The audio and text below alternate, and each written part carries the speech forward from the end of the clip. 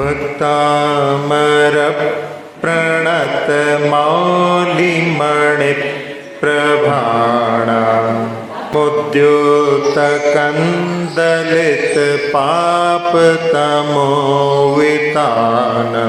सम्यक प्रणम्य जिन पादयुगं युगादा वलंबनम भवजले पततांजनाना यः संस्तुतः सकल वाङ्मय तत्त्वबोधा दुद्भूत बुद्धिपटुभिः सुरलोकनाथैः स्तोत्रैर्जगत्कृतैश्चेत्तहरैरुदारैः स्तोषे किलाहमपि तं प्रथमं जिनेन्द्रम्। उसको दृष्टि पाती है तो यथा उसका पुनः उच्चारण कर देते हैं। मंदार सुंदर नमेरु सुपारिजात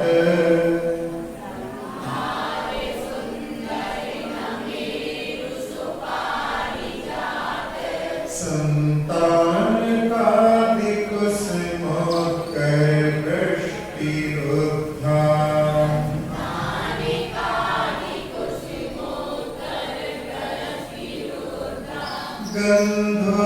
गंधोदबिंदु शुभमंगलमरुत्प्रपाता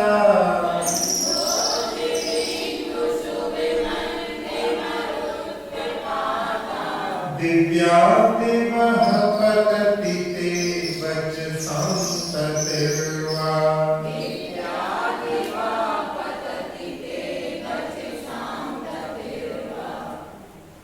आचार्य महाराज भगवान की स्तुति करते हुए कह रहे हैं गंधोदबिंद शुभमंग मरुत्प्रपाता सुगंधित जल की बूंदों और उत्तम मंद हवा के साथ साथ जो पुष्पों का गिरना जिसमें जो श्रेष्ठ और दिव्य है ऐसे मंदार सुंदर नमेरु सुपारिजात संतान आदि कल्प वृक्षों के फूलों के समूह की वर्षा हो रही है। ते बचताम ततीवा देवा करती, ऐसा लगता है भगवान मानो आपके वचनों की पंक्तियां ही बनकर के वो पुष्प के रूप में आकाश से बरस रही हो। इस प्रकार से ये स्वर्ग को सृष्टि प्रातिहार का वर्णन आचार्य महाराज ने किया है। 8 प्रातिहार में आज 7वां प्रातिहार कौन सा है? कौन सा प्रातिहार है? भावमंडल प्रातिहार का वर्णन हम यहाँ पर प्रारंभ करते हैं। शुंभ प्रभा वलय भूरि विभा विभोस्ते शुंभ प्रभा वलय भूरि विभा विभोस्ते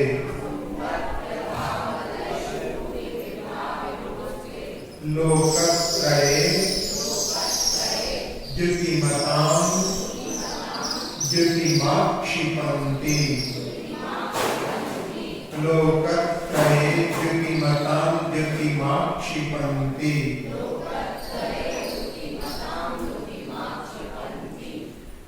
प्रोद्यत दिवाकर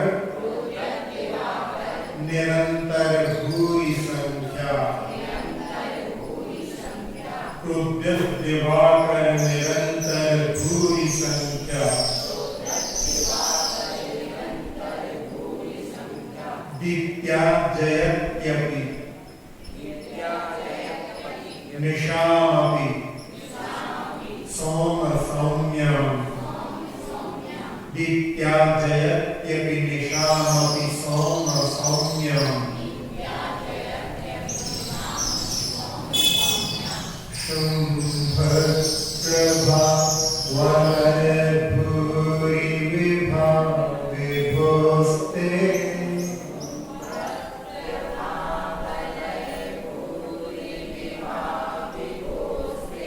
शुंभ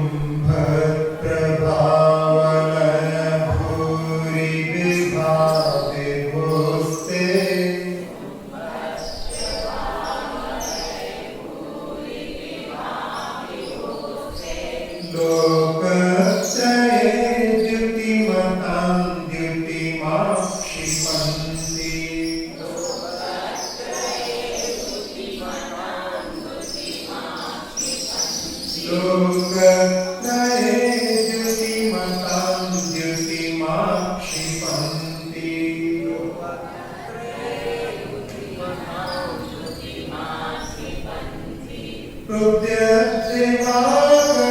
निरंतर भूरि संख्या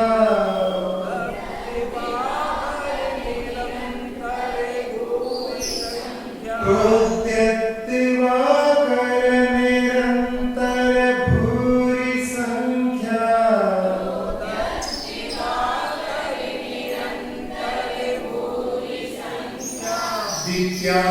विद्याजयत्यपि निशामपि सोम सौम्यम्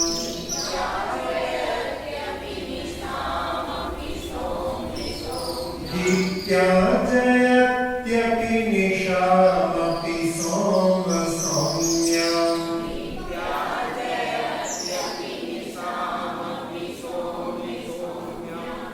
महामंडल प्रातिहार्य आप सभी लोग मंदिर में दर्शन करते समय महामंडल को भी निहारते होंगे। महामंडल कौन सी धातु का होना चाहिए? तांबे का। और एल्यूमिनियम का, स्वर्ण का और चांदी का महामंडल। लेकिन वास्तव में होता किसका है? ये तो आपको बता दी कैसा होना चाहिए। महामंडल कौन सी धातु का होता है? महामंडल कोई धातु का नहीं होता। भगवान की शरीर की आभा रहती है, उसी का वलय महामंडल कहलाता है। तो वो महामंडल कैसा है? आचार्य महाराज भगवान की भक्ति गंगा में वर्णन करते हुए कह रहे हैं, लोकत्रय द्युतिमतां द्युतिम आक्षिपन्ति। इस लोक में जितने भी कांतिमान पदार्थ हैं, उन सबकी कांति को तिरस्कृत करने वाला भगवान का आभा मंडल है। सबको, कोई भी संसार में इतना चमकदार नहीं है कि भगवान के आभा मंडल को जीत सके। भगवान की आभा ने सब पूरे संसार के द्युतिमान पदार्थों की द्युति को, कांति को, तेज को जीत लिया है। और उसमें बताया है दिवाकर निरंतर भूरी संख्या, उगते हुए लगातार बहुत सारी संख्या, पूरी संख्या में बहुत ज्यादा संख्या में लगातार सूर्य उदय को प्राप्त हो रहे हैं। वो सारे उदयमान जो सूर्य हैं, ऐसा भगवान का तेज आभा का रहता है। और सोम सौम्य, फिर भी चंद्रमा से भी अधिक सौम्य। कहां तो एक सूर्य की आभा भी देख नहीं पाते हैं, और जहां निरंतर उगते हुए लगातार हजारों सूर्यों की कांति से भी ज्यादा उनका तेज है आभा का, और शांत शांत में चंद्रमा से भी ज्यादा सौम्य है। ते विभो, हे भगवान आपके लिए कह रहे हैं विभो, जो अपने केवल ज्ञान से सब जगह व्याप्त हैं।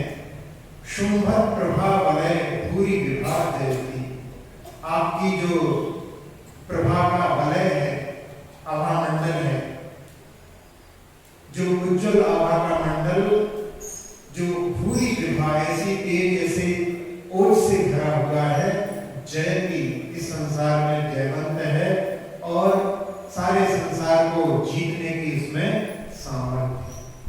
तो ऐसा भगवान का आभा मंडल होता है। भाग बोलते हैं, भागा होता है कांति, और मंडल यानी एक वलय, गोलाकार। तो कांति का वलय, प्रभा वलय, जो रात्रि के अंधकार का भी प्रभाव वहां पर पड़ने नहीं देता। समोषण में रात्रि दिन का प्रभाव नहीं पड़ता भगवान के आभा मंडल से, भामंडल से, और सबके मन को हरण करने वाला ऐसा भगवान का आभा मंडल होता है। पूर्वी चंपू काव्य में कि आपके आभा मंडल के द्वारा आपका दिव्य शरीर ऐसा सुशोभित हो रहा है, मानो जो सात भाव दिखाने के लिए मणि में दर्पण के समान आचरण कर रहा है, अथवा अंतरंग शत्रुओं के समूह का निराकरण करने वाले चक्रायुध के समान जान पड़ता है। आपने इस चक्र के माध्यम से अपने सारे अंतरंग शत्रुओं को जीत लिया है, ऐसा चक्र के समान वो वहां पर आभा मंडल के लिए उपमा दे रहे हैं।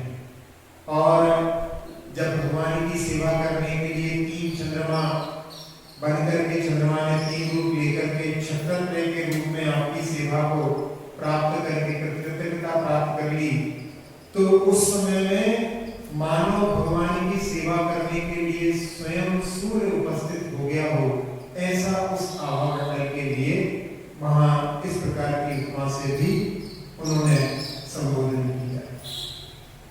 उत्तर पुराण में आचार्य गौरभद्र स्वामी कहते हैं, समस्त दिशाओं को प्रकाशित करती हुई आपके शरीर की आभा ऐसी लगती थी मानो देदीप्यमान केवल ज्ञान ही कांति उस आकार में ढल करके आपके समीप में बता रही है।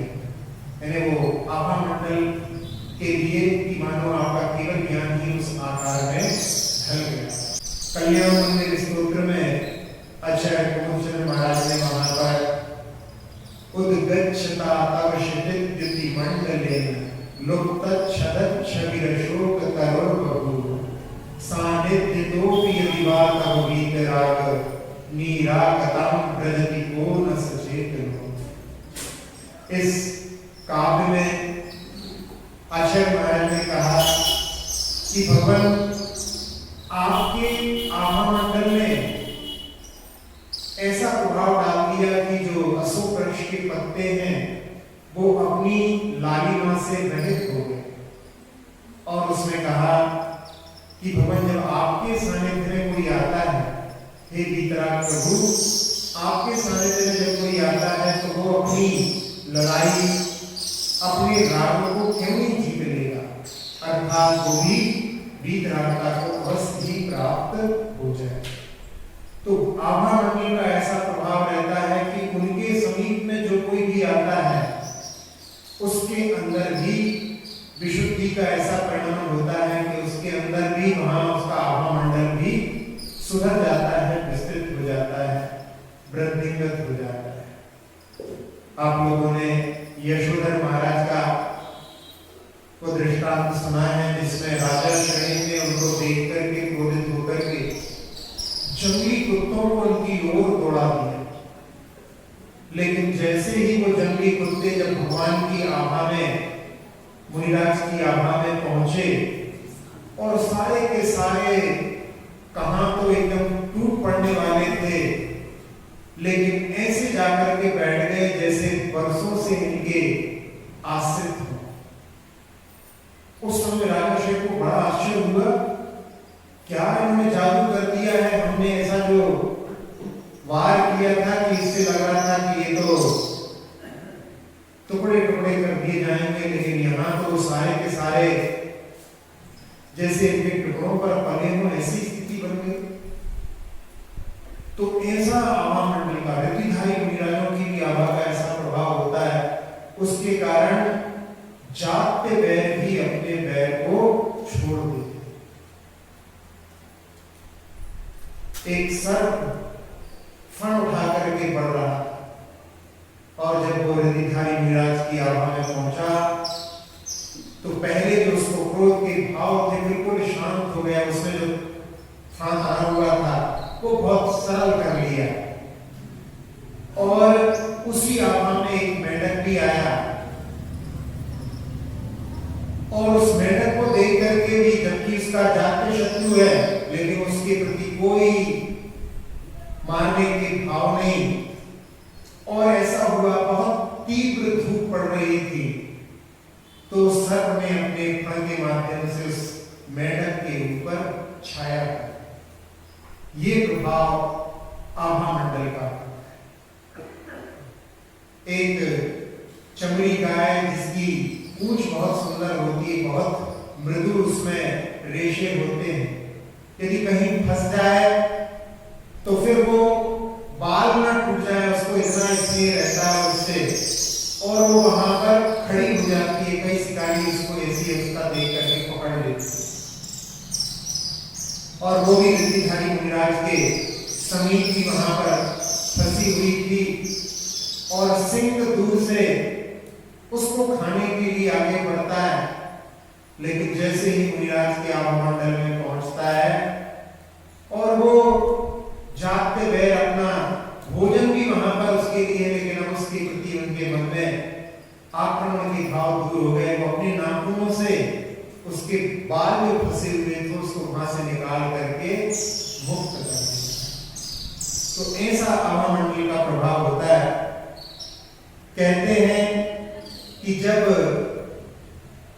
रावण का जिस दिन वध हुआ था, उस दिन संध्या काल में लंका में अनंत वीर मुनिराज का संघ पधारा और आचार्य विभीषण महाराज उसमें कह रहे हैं कि यदि इन महाराज का पदार्पण संध्या में ना होकर के प्रातः काल में हो जाता तो आज रावण का वध नहीं होता। आज रावण और राम की मैत्री हो जाती, क्योंकि अनंत वीर महाराज जो आगे भविष्य में केवल ज्ञानी बनने वाले हैं, रिद्धियों के धारी मुनिराज हैं, और उनकी आभा से जागते बैर भी अपने बैर को भूल जाते हैं। तो ये भी कई भवों से जो शत्रुता को पाले हुए चल रहे हैं, ये भी यहाँ पर मित्रता को प्राप्त हो जाते और रावण का वध नहीं होता। खैर ये तो नियम की बात रहती है, तो वो नियम अटल होता है, होकर के रहता है, अलग शक्ति रहती है, होनहार भवितव्यता उसी रूप में वहां पर ढलती है। लेकिन यहाँ पर जो कह रहे हैं कि भगवान का आभामंडल, ऋषिधारी मुनिराजों का आभामंडल किस प्रकार से प्रभावी हो सकता है। एक बार पंडित बरैया जी, गोपालदास जी बरैया, अपनी पत्नी के साथ में गोमटेश्वर की यात्रा पर गए हुए। उनकी पत्नी का स्वभाव बहुत ही क्रूर था और वो जब वहां पर पहुंचे और जैसे ही उन्होंने गोमटेश्वर बाहुली मठ के दर्शन किए और उनकी पत्नी बिल्कुल पंचांग वहां पर नमोस्तु भगवान को करने लगी। इन्होंने बाहुली भगवान की परिक्रमा भी कर ली, स्तुति भी पढ़ ली, सब जगह से भगवान के दर्शन भी कर लिए और देखा तो पत्नी बिल्कुल वैसी की वैसी उल्टी पड़ी हुई। उन्हें लगा कहीं ऐसा ना हो कि इतनी ऊंची चढ़ाई चढ़ करके आए हैं और कुछ बेहोशी आदि छा गई हो। तो उन्होंने धीरे से उनको कि कुछ हो तो नहीं गया, तो वहां पर बोलती हैं क्या कर रहे हो, घर से ढंग से दर्शन भी नहीं करने देते।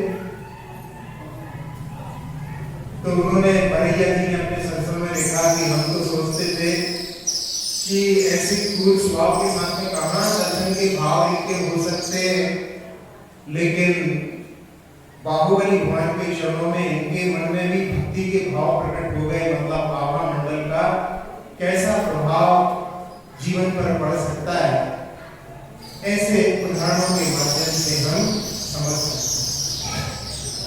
तो उस आभामंडल को वहां पर जो भगवान का चारों ओर विद्यमान रहता है, उसके प्रभाव से जागते बैर भी जिनका ऐसा कि मारने के लिए भी आए हों और वो भी वहां पर उस भाव को भूल करके और मित्रता के भाव से भर जाते हैं, कैसा प्रभाव उस आभामंडल का होता है। एक उदाहरण हमने आपको पहले सुनाया था कि एक राजा ने दूसरे राजा की पुत्री के साथ में विवाह की पेशकश की और उसने साफ साफ मना कर दिया, क्योंकि उसको निमित्त ज्ञानी ने बताया था कि चक्रवर्ती की पटरानी बनी और उसने उसको प्राप्त करने के लिए उसके ऊपर आक्रमण किया। उसके भाई ने उसके रक्षण के लिए उसको ले जाकर के जंगल में सुरक्षित रखने के लिए निकल गया वहां से और युद्ध हुआ। उसमें उस राजा ने उस कन्या के पिता का वध कर दिया। जहां जंगल में वो लेकर के गया था भाई अपनी बहन को, वहीं पर चक्रवर्ती का आना हो गया और मिलन हो गया और विवाह हो। जब चक्रवर्ती का वो साला बन गया रुतबा तो बढ़ना ही था। और वैसे भी कहते हैं कि सारी जुदाई एक तरफ और जोरू का भाई एक तरफ, सारी खुदाई एक तरफ और जोरू का भाई एक तरफ। ऐसी जो कहावत कही जाती है, अपनी पत्नी के भाई के लिए कुछ भी करने के लिए तैयार, और जहां वो चक्रवर्ती है, 6 खंड का अधिपति, और वो राजाओं को लेकर के जाता है, सेना को लेकर के जाता है, और उस जिसने कि उसके पिता का वध किया है वहां पर पहुंच जाता है और अपने प्रतिशोध की भावना से अपने पिता के शत्रु का वध कर देता है। और उस समय में उस राजा का जो पुत्र है वहां से भागता है, और भागने पर ये उसके पीछे जाता है। लोग कहते हैं कि क्षत्रिय भागते हुए के पीछे नहीं जाते।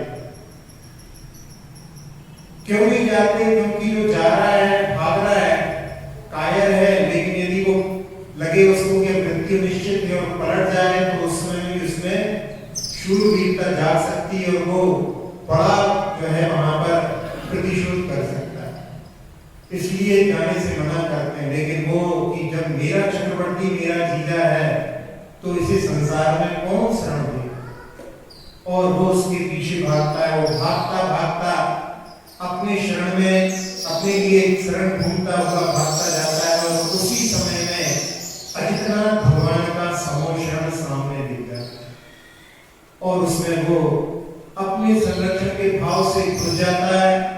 लेकिन वहां पहुंचने के बाद में जब भगवान के रूप को निहारता है तो भूल ही जाता है कि कोई मेरे पीछे लगा है, और ये कौन इसको शरण देता है, देखता हूं, इस भाव से पीछे जाता है, और ये भी वहां पर भूल जाता है।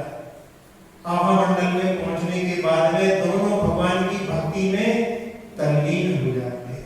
ऐसा प्रभाव आभा मंडल का होता है कि जो मारने के लिए आया था वो भी भूल गया, और जो शरण लेने आया था वो भी भूल गया कि मेरे पीछे भी कोई पड़ा। तो ऐसा प्रभाव भगवान के आभा मंडल का होता है। इसमें जो रिद्धिधारी मुनिराज होते हैं उनके माध्यम से भी जब इस प्रकार का प्रभाव पड़ जाता है तो भगवान के आभा मंडल का कैसा प्रभाव होता होगा हम इसके माध्यम से समझ सकते हैं। एक वैज्ञानिक हुए हैं रसिया के, जिनका नाम है क्लियोन। उन्होंने क्लियोन फोटोग्राफी की खोज की। उन्होंने क्या किया कि जो फोटोग्राफिक प्लेट होती है उसमें उन्होंने करंट फ्लो करके और फोटो खींचने की कोशिश की, और उसमें क्या हुआ कि सामने वाले व्यक्ति की फोटो तो नहीं आ रही है, लेकिन उसके माध्यम से उस सामने वाले व्यक्ति की ओरा की फोटो आ रही है, यानी ओरा की भी फोटोग्राफी की जा सकती है। क्लियोन फोटोग्राफी के माध्यम से भारत में भी ऐसे कैमरे आ गए हैं जिससे व्यक्ति नहीं दिखाई देगा लेकिन उसका ओरा दिखाई देगा। दिल्ली में भी है, गुजरात में भी ऐसे कैमरे हैं जिनके माध्यम से शरीर के अंदर के भविष्य में होने वाले 6 महीने 8 महीने बाद भी जो रोग होने वाले हैं उनकी शुरुआत वहां पर समझ में आने लगती है। उन फोटोग्राफ्स में वहां पर किसी को अल्सर है तो वहां पर उसके पेट के जहां पर अल्सर होने की संभावनाएं हैं वहां पर रेड स्पॉट दिखाई देंगे, और योग की क्रियाएं यदि करते हैं तो उसके माध्यम से बाद में फिर फोटोग्राफी की जाती है तो उसमें वो वहां पर जो रेडनेस थी उसमें कमी भी वहां पर देखने में आती है। आचार्य जी का भी उन्होंने फोटो लिया है, पूर्ण वर्तुल बिल्कुल सर्किल जो है जो इस संसार में सबसे सर्वोच्च विभूति के रूप में हम उनको उस फोटोग्राफ के माध्यम से समझ सकते हैं। जो फोटोग्राफी से फोटो लिया गया, मैंने बताया था कि बाहुबली भगवान के शरण में जाकर के वहां पर उनमें परिवर्तन आ गया। उस बाहुबली भगवान की भी औरा की जब वहां पर फोटो लेने की कोशिश की गई तो उस समय में वो रेंज में नहीं आती है, इतना उनका औरा विस्तृत फैला हुआ है कि वो फोटोग्राफ की रेंज में ही नहीं आता। कई मंदिरों में जिनालयों में बिंबों की पूरा 30-30 मीटर दूर तक कहीं कहीं पर 90 मीटर दूर तक, 90 मीटर मतलब 100 मीटर कहाँ तक पहुंच जाएगा, एक दूसरी मंदिर से दूसरे मंदिर तक, ऐसा आभा मंडल वहां पर विस्तृत रहता है। और जो लोग भगवान की आराधना करते हैं उनका ऑरा भी बढ़ते हुए देखा गया। पहले जो व्यक्ति आया है मंदिर, उसका आते समय में फोटो खींचा गया और बाद में उसने 1 घंटे 1.5 घंटे भगवान की पूजा की, भगवान के पास में समीप में रहा, फिर उसका फोटो खींचा गया, तो उसका जो ऑरा था, प्रभामंडल था, उसमें बहुत ज्यादा वृद्धि देखी। परिक्रमा के पहले फोटो खींचा गया और परिक्रमा के बाद में जब फोटो खींचा तो उसमें भी वहां पर दुगना ऑरा हो गया। तो इसलिए भगवान के सानिध्य में आकर के वो प्रभाव हमारे ऊपर भी पड़ता है। इसलिए भगवान के आभा मंडल को ऐसा कि कोई साधारण सी चीज ऐसा नहीं, भगवान के आभा में, और जहाँ साक्षात भगवान विराजमान रहते हैं वो तो अपन लोगों के लिए भी समय में उपलब्ध नहीं है, लेकिन जो स्थापना निक्षेप से भगवान है और उनको उसी दृष्टि के भाव से कि हम समूह शरण में प्रवेश कर रहे हैं, यदि हम ऐसे भाव से भगवान की आराधना करते हैं तो आचार्य पद्मनंदी ने पद्मनंदी पंचविंशतिका में लिखा है कि इस काल में भी हम यदि भगवान की आराधना की साक्षात भगवान विराजमान है इसी भावना से करते हैं तो आज भी हम वैसा ही लाभ प्राप्त कर सकते हैं। ये प्रतिमा जिसमें स्थापना की गई है वो वहां पर स्थापना निक्षेप, कई लोग उसको कि भाई पत्थर की मूर्ति पूजते हैं, बुत परस्ती मूर्ति की पूजा करते हैं, तो ये वहां पर उनकी दृष्टि है, लेकिन वास्तव में स्थापना निक्षेप का कितना महत्व होता है। आचार्य शांति सागर जी महाराज के बारे में आप सब लोग जानते हैं। उनका फोटो यदि आपने बहुत ध्यान से देखा हो तो एक बात विशिष्ट उनके कि उनका एक कंधा झुका रहता है, और उसमें कारण क्या था कि उनकी पीठ में एक बार रोग हुआ और पीठ में दर्द होता था, तो उसके कारण में उनको उस दर्द को जहां पर कम होता था ऐसे झुक करके बैठने में उनको आराम मिलता था, लेकिन जब वो उठते थे चलते थे तो पीड़ा उनके चेहरे पर भी झलक जाती। और श्रावकों ने देखा, उनसे निवेदन किया, महाराज जी आपको कोई परेशानी? उन्होंने कहा थोड़े दिनों से पीठ में तकलीफ है। श्रावक उनके दुख को दूर करने के लिए बिल्कुल लग गया और कई प्रयास किए लेकिन सफलता नहीं मिली। फिर एक बार एक राज्य वैद्य को मोड ने वहां पर एक जगह थी, वहां से राज्य वैद्य को लाया और राज्य वैद्य ने आकर के निरीक्षण किया और कहा कि महाराज जी हम आपके ऊपर कुछ प्रयोग करना चाहते हैं। महाराज जी ने कहा देखो भाई आज तो हमने आहार कर लिया है और अगला आहार का होगा इसका कोई भरोसा नहीं। आप लोगों को मालूम ही है कि 9000 से ज्यादा उपवास करने वाले महाराज ने कभी भी एक आहार के बाद में दूसरा आहार दूसरे दिन नहीं किया। 3 दिन 4 दिन 5 दिन तो बहुत नॉर्मल उनके लिए होते थे, इतने उपवास वो करते रहते थे। और उसमें भी उन्होंने सिंह निष्कृत जैसा वृद्धि किया है जिसमें 14 उपवास के बाद में और 15 उपवास के बाद में भी पालना हुई। तो उन्होंने कहा कि अभी कोई भरोसा नहीं कर, महाराज जी हम आहार के संबंध में आपकी पीठ पर कुछ प्रयोग करना चाहते हैं। तो उन्होंने कहा पीठ पे तो उसी आप प्रयोग कर सकते हैं, उसकी कोई दिक्कत नहीं। तो उन्होंने कहा श्रावक से कि भाई जरा चंदन का लेप लेकर के आओ और एक पात्र में शलाका के साथ में उनको लेप दे दिया। उन्होंने उस शलाका के माध्यम से महाराज जी की पीठ के ऊपर एक सिंह की आकृति का निर्माण कर दिया और यानी सिंह की स्थापना पीठ पर कर दी। और उसका प्रभाव स्थापना निक्षेप का प्रभाव कि जो पीड़ा उनको 6 महीने से परेशान कर रही थी वो कुछ घंटों में वो पीड़ा उनके शरीर से दूर हो। उन्होंने बताया कि ये रोग का नाम है हाथी गांठ और हाथी को बस में करने में समर्थ केवल सिंह होता है, इसलिए हमने इसके ऊपर सिंह की स्थापना कर दी। और उसका प्रभाव कि उनका जो रोग कई दिनों से जो परेशान कर रहा था, पीड़ा दे रहा था, वो वहां से छूमंतर हो गया। तो इसलिए जिस प्रतिमा में स्थापना की गई है, मंदिर में विराजमान है, वहां पर दर्शन करते समय मूर्ति की ओर दृष्टि न जाकर के मूर्तिमान की ओर दृष्टि किए। वही पार्श्वनाथ भगवान है जिन्होंने स्वर्णभद्र कूट से श्रावण शुक्ला सप्तमी के दिन मुक्ति को प्राप्त किया है। ऐसे भावों के साथ में यदि हम दर्शन करें तो इस पंचम काल में भी हम साक्षात समोषण का लाभ उठा सकते हैं। परिक्रमा क्यों की जाती है? क्योंकि समोषण है, समोषण में भगवान चारों ओर दिखाई देते हैं, इसलिए परिक्रमा की जाती है। तो ऐसे वहां पर आभा मंडल का यदि हम जितने समय तक वहां पर रहेंगे, परिक्रमा करेंगे, तो उसके माध्यम से हमारी विशुद्धि अवश्य जो है वृद्धिंगत होगी और उसका प्रभाव हमारे जीवन पर पड़े बिना नहीं रहेगा। जो छिपकली होती है, यदि उसकी पूंछ कट जाती है तो आप देखते हैं पूंछ उसकी तड़पती रहती है जब तक कि उसका मूल शरीर से संबंध रहता है।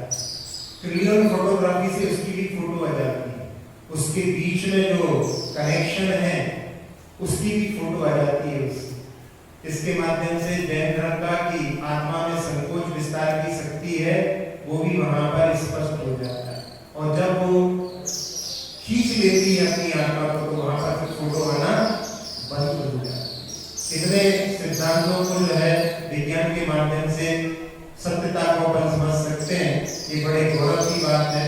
तो इसके लिए यहाँ पर कहा कि भगवान आपके सामीप्य में जो कौन ऐसा सचेतन होगा जो विरागता को प्राप्त नहीं होगा, अर्थात आपके समीप में आने पर वो प्रभाव उनके ऊपर पड़े बिना नहीं रह सकता। धन्य कुमार के कथानक में भी आता है कि धन्य कुमार जब राजगृह की ओर प्रस्थान करता है तो रास्ते में एक जगह देखकर के चौंक जाता है कि जहां पर सर्प और मेघा साथ साथ खेल रहे हैं।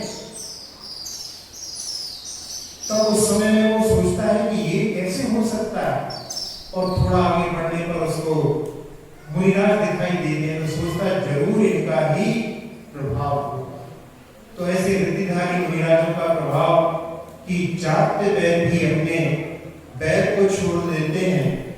तो यहाँ भगवान के आवा मंडल का ये प्रभाव तो हमने देखा। अब दूसरा इसमें जो बिंदु आता है, अपन सभी लोग जानते हैं जिसको, कि भगवान के आभा मंडल में 7 भव दिखाई देते हैं। 7 भव वहां पर 3 भूतकाल के, 3 भविष्यकाल के और वर्तमान काल के। बल्कि वहां समोषण में जो भूमियां रहती हैं, अष्टम भूमि में तो भगवान विराजमान रहते हैं, लेकिन बीच में वन भूमि भी आती है। वहां भी बापिकाओं में ऐसा प्रभाव रहता है कि उन बापिकाओं में कोई झांक करके देखता है तो उसको वहां पर अपने भवों का वहां पर ज्ञान हो जाता है। कैसे वहां पर ऐसा प्रभाव रहता है? कुछ विद्वानों का ऐसा चिंतन है कि वहां की विशुद्धि, वहां पर जब पहुंचते हैं तो वो विशुद्धि अपने लिए प्रभावित करती है। अपने ज्ञान का क्षयोत्सव ऐसा वृद्धिंगत होता है जिससे अपने लिए भविष्य भूत का वहां पर दिग्दर्शन होने लगता है। तो ऐसे 7 भवों को जहां पर भामंडल या जो वापिका के जल के माध्यम से भी दर्शन हो जाता है, तो इससे पहले भी एक बार चर्चा आई थी कि पुनर्जन्म के सिद्धांत को इसके माध्यम से व्याख्यायित किया जा सकता है। पुनर्जन्म भी होता है। एक भजन जो लोग अक्सर मंदिर में पढ़ते हैं, सुनाई देता है, गर्भो जन्म द्वारा मानव जन्म मिले, फिर से यही जिनावन जिनवर शरण मिले, गर्भो जन्म द्वारा। सही है क्या? सुना नहीं सुना? लेकिन ये भजन जो है सही नहीं है। सही नहीं है, क्योंकि ये जैन सिद्धांत के विपरीत है। एक तो पहले क्या है, गर्भो जन्म दोबारा। गर यानी क्या होता है, अगर यदि, इसका मतलब है कि उसको विश्वास नहीं है कि पुनर्जन्म होता है, तो यहाँ पर पुनर्जन्म का सिद्धांत, आत्मा की शाश्वतता का सिद्धांत भी पालित हो रहा है। और उसमें भी मांग क्या कर रहे हैं, मानव जन्म मिले। ये भी मांग रखना, ये भी डिमांड रखना निदान है, क्योंकि जो मनुष्य पशु भगवान की आस्था रखने वाले हैं वो मर करके मनुष्य नहीं बनते। वो कहाँ जाएंगे, नियम से सम्यक दृष्टि मनुष्य और त्रियंश मर करके देव बनते। तो ये अपन ने वहां पर की मानव जन्म मिले, तो जहां से साक्षात समोषण के दर्शन आदि बहुत सारे ऐसे रिद्धिधारी मिलाद, भगवान की वाणी आदि सारी चीजें जहां पर सहजता से उपलब्ध हैं, उस जो मार्ग प्रशस्त बना हुआ है उसके विरुद्ध अपन वहां पर की कामना रख रहे हैं, तो वो भी जिनागम के विरुद्ध है। तो यहाँ पर पुनर्जन्म का सिद्धांत भी होता है, जैसे कि डॉक्टर बर्नार्ड शॉ, उन्होंने भी कहा कि इफ देयर इज रीबर्थ, यदि पुनर्जन्म हो, उनको विश्वास नहीं, जैन धर्म पर विश्वास हुआ, रात्रि भोजन का त्याग कर दिया, मांसाहार त्याग कर दिया, लेकिन फिर भी बहुत सारे ऐसे रहती है आस्थाएं रहती है, नहीं भैया एक जीवन है, कहाँ दोबारा जन्म है। तो उसमें कहते हैं if there is rebirth I would like to be born in Jain family. यदि पुनर्जन्म होता है तो मैं किसी जैन परिवार में जन्म लेना चाहूंगा। तो इसमें भी अभी वहां पर आस्था की पूर्णता नहीं, आस्था की कमी ही वहां पर प्रतिलक्षित होती है। लेकिन पुनर्जन्म का सिद्धांत होता है अपन जनागम में, तो सारे भगवानों के जब वर्णन आते हैं तो कई कई भवों के भवावली अपन उसमें सुनते हैं। एक बच्ची थी और एक्सीडेंट के कारण में मरण को प्राप्त हो गई, और मरने के बाद में पुनः अपने ही परिवार में लौट करके इस बार उसका जन्म लड़के के रूप में हो गया। और नाम कर्म आदि जो कर्म होते हैं सब जो है बड़ा बड़ी सागर ऐसी की वो स्थिति रहती है। तो सेम शरीर, जो कन्या का शरीर था वैसा ही बिल्कुल एक एक शरीर पर जो चेहरे पर तिल था वो भी बिल्कुल डिटो, बिल्कुल वैसा का वैसा। वहीं पर जो है उस परिवार में उत्पन्न हो गई, लड़के के रूप में हो गई, लड़का हो गई, और बचपन से ही बहुत प्रखर सब कुछ उसको स्मरण में, जिससे भी मिले इनसे तो मिल लिया, इनसे मिल लिया, सबको पहचानती, सब कुछ जानती। वो कहती कि बस एक नहीं मिले हो, हमेशा कहती कि एक व्यक्ति से हमारा मिलना नहीं हुआ। दक्षिण की यात्रा पर वो जा रहे थे और भातकुली एक आदिनाथ भगवान का क्षेत्र है, बड़ी अतिशयकारी प्रतिमा वहां पर। वहां जब उस क्षेत्र पर वो लोग पहुंचे और वहां क्षेत्र पर क्षुल्लक ध्यान साहब जी महाराज का चतुर्मास चल रहा था। जब वो वहां पर पहुंचे तो वो वहां पर एक तख्त के ऊपर बैठे हुए थे और ये लोग गाड़ी से उतरे तो वो छोटा सा बच्चा 3-4 साल का, और वहीं दूर से देख करके कि जो अभी तक नहीं मिले थे आज यहाँ पर मिले। मतलब क्या हुआ कि जब वो कन्या के रूप में था तब क्षुल्लक ध्यान साहब जी महाराज के दर्शन उसने किए। और मरने के बाद में जब वो लड़के के रूप में उत्पन्न हुआ तब से वो क्षुल्लक ध्यान साहब महाराज दक्षिण की ओर चले गए थे, उनके दर्शन हो नहीं पाए। और जब उसने वहां पर देखा तो बता दिया कि ये वही है। तो इस प्रकार से पुनर्जन्म के सिद्धांतों को हम देखें तो इस वर्तमान में भी हम इसको देख सकते हैं। आगम में तो बहुत से उदाहरण आते हैं। एक जगह पर एक आचार्य महाराज का संग पहुंचा और वहां पर दो विप्रपुत्र अहंकार से कि देखें को कितना ज्ञान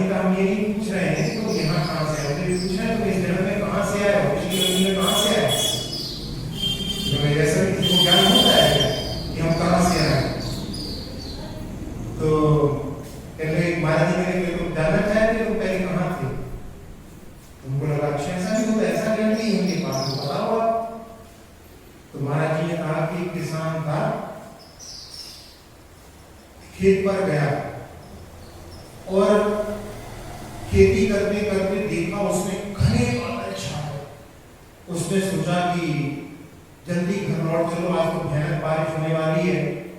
और वो कुछ खेती के जो औजार रहते हैं वहीं पर छोड़ करके घर चला गया। और उस औजारों में कहीं न कहीं कुछ चमड़े आदि का भी प्रयोग होता होगा।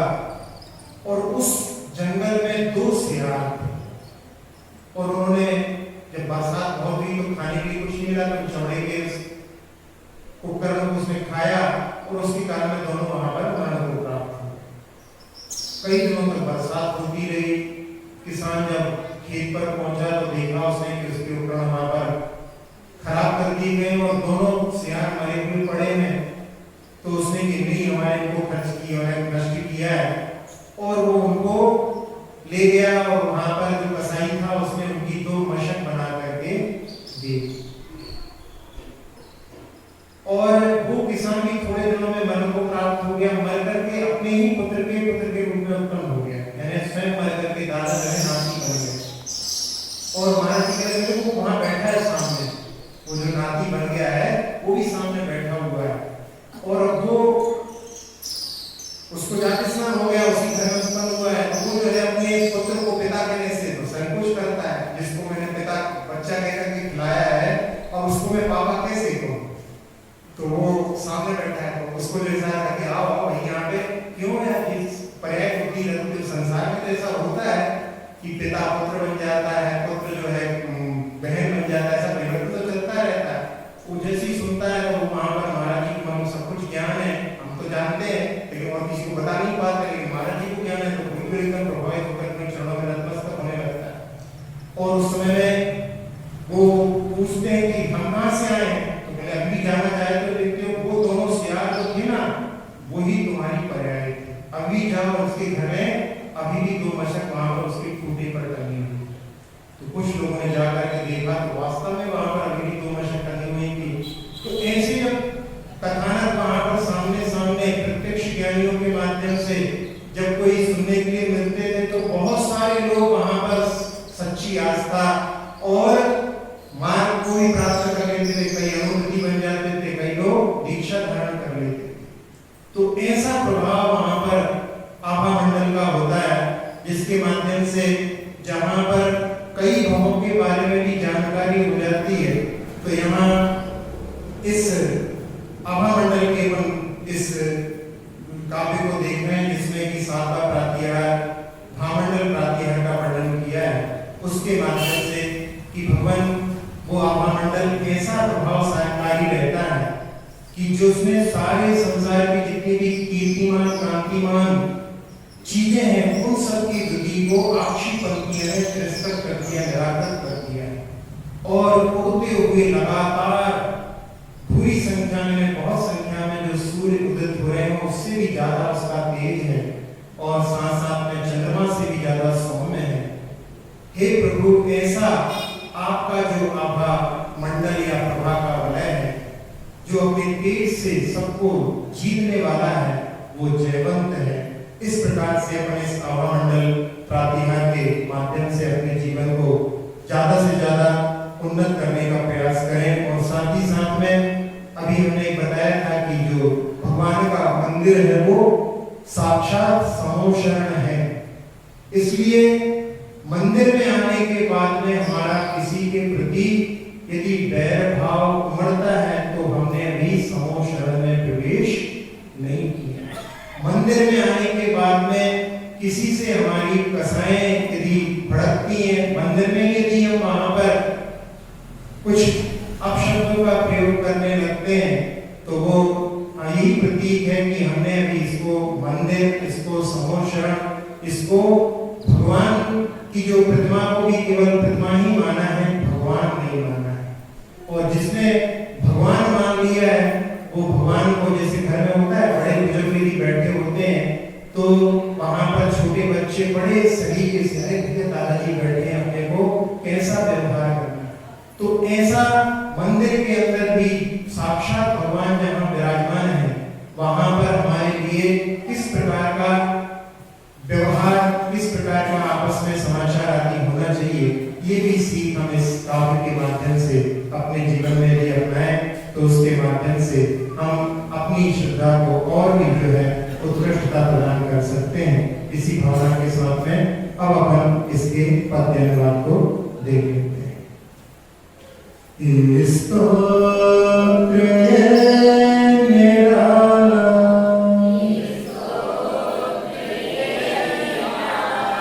सब दुख को हरने वाला,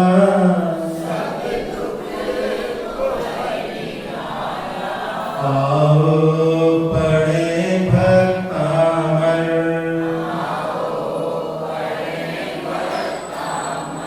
प्रभु गुण की है ये माला, स्तोत्र ये निराला, जीती है सब प्रभा में,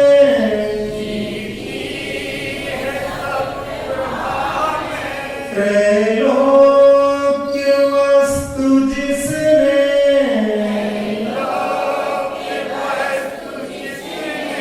उगते अनेक सूर्यों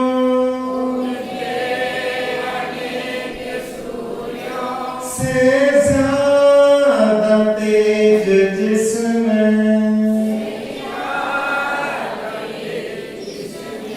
आभा का दिव्य मंडल, चंदा से सौम्य प्यारा,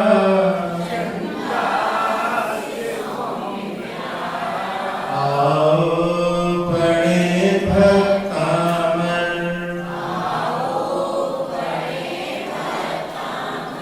प्रभु गुण की है ये माला,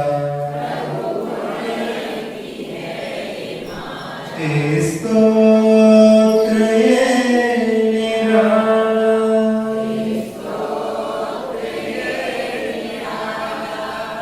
अक्षर पद मात्रा से दूषित वचन अगर ममहीन रहे, और प्रमाद कषाय के वश में सम्यक अर्थ विलीन किए, जिन वाणी माता मेरी उन सब त्रुटियों को क्षमा करें, दें आशीष शीघ्र हम सबको केवल लब्धि रमा मिले, प्राप्त हमें हो बोधि समाधि परिणामों की शुद्धि हो, निज आत्म उपलब्ध हमें हो, शाश्वत सुख की सिद्धि हो, चिंतित वस्तु दात्री माता चिंतामणि उपमा